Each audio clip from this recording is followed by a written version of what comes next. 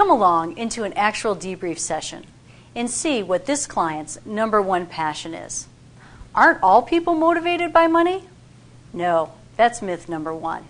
Okay, well, let's go straight to page 17, Daniel, of your profile. Okay. And that's the Workplace Motivators Graph. All right. And you mentioned that you got a little bit out of it, but it sounds like you need to hear a little bit more, and that's why we have these debrief sessions, because obviously you could read the profiles. They're excellent, but they do need a little bit more interpretation, and that's what we're doing here this morning.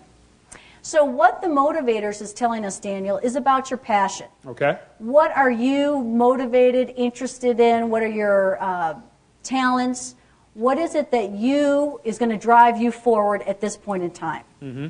Now, how motivators are formed is as a child, you become interested in certain things and they tend to cluster, and by being a young adult, then they really start to show up. Well, I know, Daniel, when we met, you mentioned you were in your 40s, so you've probably had some different motivational graphs over this time. And you mentioned you hadn't done it before, so we really don't have a benchmark to look at. But this is a snapshot of you in time. This is what's motivating you now. True. It may not be what was motivating you 5 years ago. It may not be what motivates you 5 years from now. But I suggest to my clients they take the Workplace Motivators and our other assessments once a year to check in and to see where they're at. Okay. So we'll use this one as our baseline. Okay, sounds like a plan. Okay, so if we're looking at page 17, what we see here is your 6 motivators. Mm-hmm.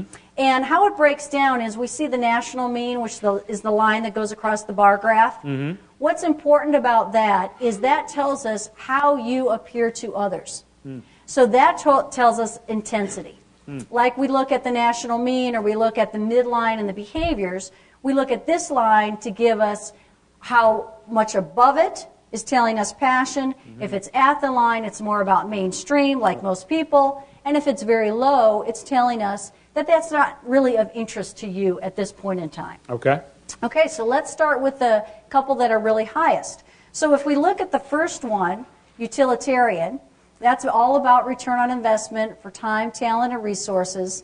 That's all about your 500K revenue goal that we have down on the one-page business plan. So that's not a surprise to me. Mm-hmm. High utilitarians with this intensity over the national mean are going to be driving and looking for high revenue goals.